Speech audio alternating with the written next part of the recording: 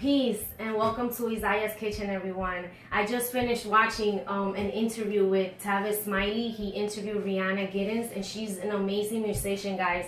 You should really try to get into her. She does pure African American music, and she does a lot of slave narratives, and that just kind of sparked me today. I was like, yo, I need to get all my build on, and because I've been getting a lot of feedback from you guys, so thank you so much for that, for your requests for more vegan Dominican recipes. And you know, as Rihanna was talking, I thought about, wait, I'm doing the exact same thing, but I'm doing it through food. When we dig into the past, but we are taking the best part from the past and we connect it to this context in the present. So with vegan Dominican food, really, I'm recreating in a certain respect, right? Because what I'm dealing with is showing you how meat and dairy was never a part of our natural diet as Black people, Dominicans, right? Black people as Dominicans that we are. And so this is really what I'm doing. So today, guys, I wanted to work on this recipe. I've been making it since I first started. It was one of the first things I started making, and it's basically a tofu sandwich. But it's Dominicanized, right? Because there's gonna be a lot of elements, a lot of flavors that we're used to. And it kind of is like a tofu adaptation of the chimichurri, even though the chimi that we make, right, that we find in the fritura, that we find, right, in the trucks, right, in the chimi trucks, that I make another vegan version of that. But this one is, you know, using tofu and using home bread. So I'm gonna start with this, right? The first thing is I'm using, this is the kind of tofu that I'm going to be using. It's a high protein tofu, and you can find it at any health food store. I am going to just basically, for every sandwich, I usually cut 2 to 3 slices. So I'm just gonna do the usual 3 slices, okay? So I cut the slices. You don't really need to do anything, because if you notice, the texture of the tofu is very firm. I did not have to put it to drain the excess water in it like other brands of tofu, like Nasoya, like tofus that are not firm, okay? The next thing I'm gonna do is I have the skillet here that has been warming up, and this is a pure coconut oil that I have here. So I'm just gonna pour some in, right? We need some fat. That's about a tablespoon. I just poured on there, and we're basically just going to let the skillet heat up a little bit more, right? And then it's right now is under medium high heat. Then eventually I'm gonna lower the medium heat, and I'm basically just gonna place the tofu on the fat. Okay, if you hear, it's already starting to sizzle. And what I like to do, guys, is I place the tofu. I don't do a rub yet. I'm gonna use certain spices, right? And then later, after the tofu has cooked on each side for about 2 minutes, then I add the spices on to the tofu, because it's important that the tofu is already cooked. I don't want to burn the spices with the fire. And because the tofu has already been heated enough after it cooks for 2 minutes on each side, then that's when the spices, from the heat that the tofu has already generated, the spices themselves will penetrate and provide the flavor that the tofu needs. So you're not going to be eating raw spices onto the tofu. It's going to cook by the heat that has already been generated by the tofu. Okay? So now I'm just gonna go get a fork, and I am going to flip the tofu. If you notice, it's already started to get a brownish color. And I like to just flip the skillet a little bit to continue getting it that color.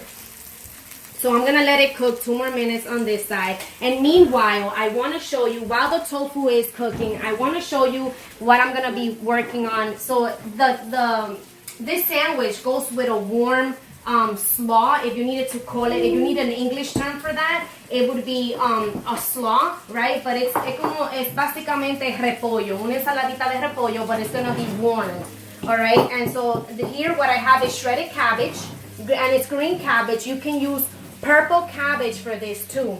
And I'm using, usually I like to use red onions, but every now and again I'll use white onions, because the thing about white onions, guys, is that it's a very sweet onion. And since this is a warm slaw, right, I'm gonna cook the onion basically a little bit, then you want that sweetness to seep out of the onion and then penetrate the overall saltiness of the sandwich. So that's why I like to use white onion for this, okay? And we'll see that later on when I put it, and that's made after the tofu. These things are gonna go on the sandwich, okay? And so let's check on our tofu now, and then we'll come back to this. All right, so it's browned enough. This is actually good enough. And now I'm gonna add the spices. I'm gonna add some sea salt. This sea salt, this brand is pretty good because they do not add any of the caking agents on it. So it will cake up a little bit because it's just pure sea salt. But it's better than getting the ones with all them ingredients like calcium monoxide and all those anti-caking agents. And sometimes they even add dextrose in there, and you don't want that fake sugar in your sea salt. So I'm gonna add the salt, okay?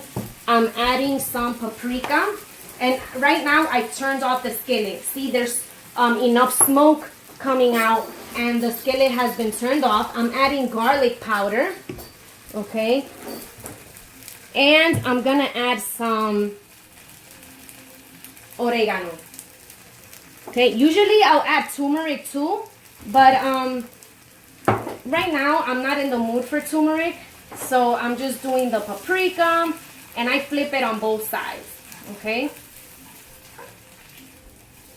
To make sure that all the tofu gets the flavor. Okay, so we'll leave this like that. I'm gonna transfer these onto a small bowl. I just transferred the tofu onto a bowl. We have to let it cool off. So these are basically the slices. If you notice, the spices have penetrated in the tofu, and that's what's gonna give it that nice flavor. All right. Now what I'm gonna work on, if you notice here, I have leftover spices in the skillet. I'm gonna add a little bit more fat.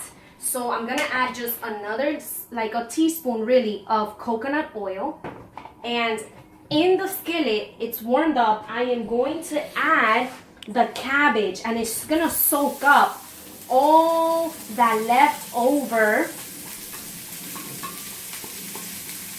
seasonings in there.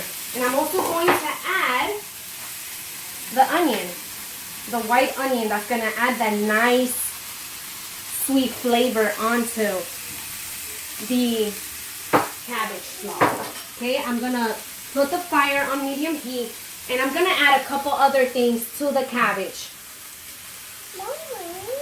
I am going to add some lime, right? And I'm gonna do this with my fingers. You can get those lime strainer thingies, right? So I'm gonna add some of that, and I'm gonna add a little bit of salt, again, sea salt, right? And some oregano. Oregano adds this amazing, nice flavor to different slaws, right? And I'm just gonna now move it. And if you notice, it is going to start to wilt a little bit, okay? But it is absorbing. You see that color there? It's starting, and it's okay if some of the cabbage falls off your skillet. That always happens, right? But you see, these are from the leftover spices. Now I'm gonna turn it off, right? Because I just want it to slightly wilt. I do not want to overcook cabbage. This is very Chinese, by the way, guys. I had the pleasure of knowing this amazing Chinese acupuncturist. She's very old. Not old in the sense that she looks old, but old in her wisdom. And one of the things that she taught me for liver energy is this cabbage and how to cook cabbage correctly. You never want to overcook cruciferous vegetables in this way. So there we go. We have it. I'm going to transfer this to the bowl where it was originally in. Okay. And that you might hear my daughter in the background. Sorry for that. And the extra juices. You want to add the extra juices. All right, so now we have this. The next thing, guys, we're gonna work on, I'm gonna place it here and I'm gonna allow this to cool off a little bit, all right? So now we have our tofu, right? And we have the slaw that we will be using, right? The next thing I wanna work on is the sauce, right? This is very common I've only seen it with Dominicans and Puerto Ricans, and I didn't know Puerto Ricans did this, but we actually combine mayo with ketchup.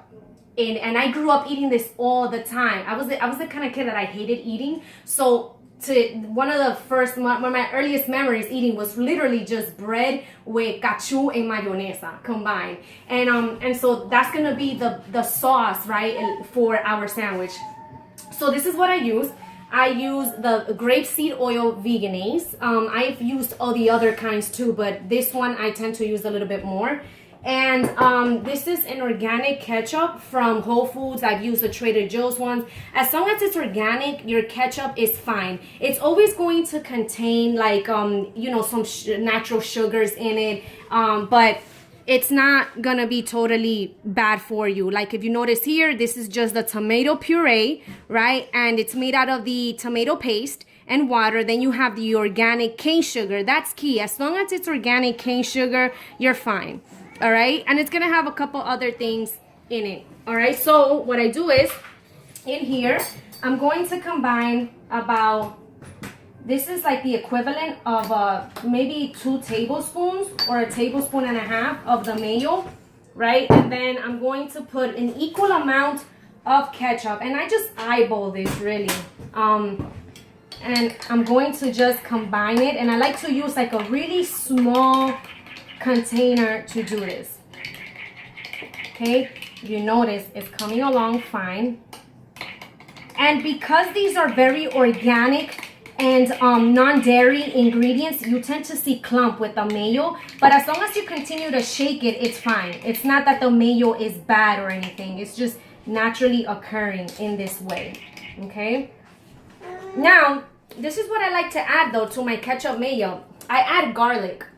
So this is a very small piece of garlic that I've taken out the skin, and using my pilon, my mano and pilon, I'm gonna just quickly mash it in here. And I'm going to use, if you notice, it's not much, right? And I'm gonna use the same spoon, okay, that I've been using to combine, and I'm gonna add in this beautiful piece of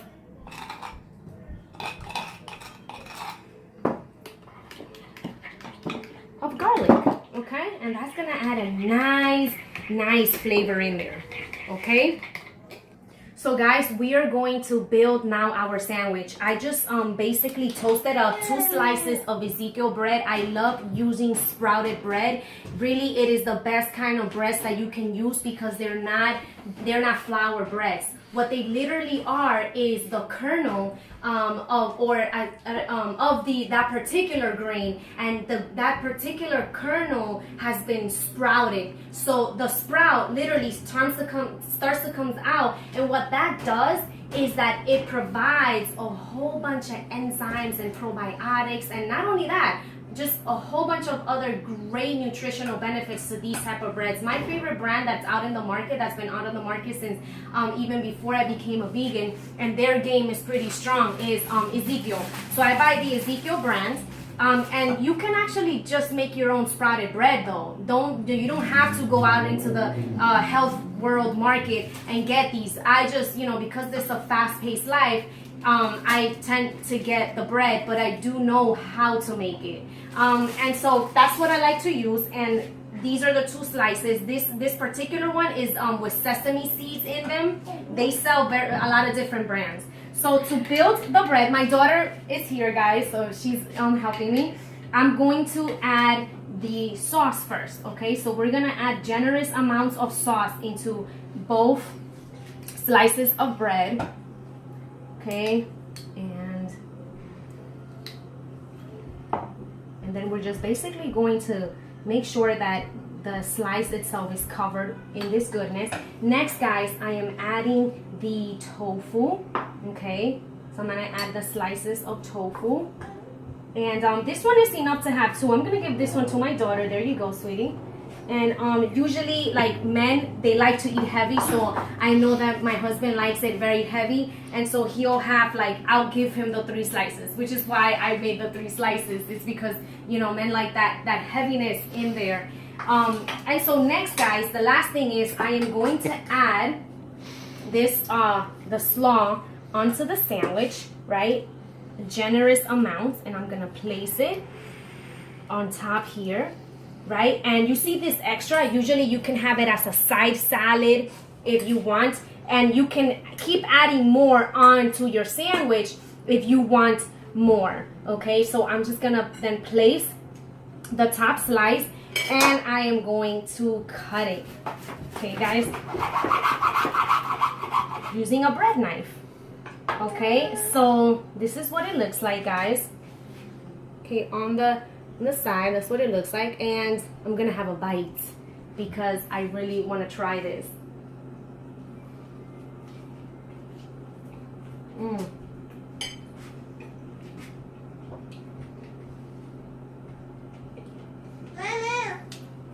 It is truly delicious, guys.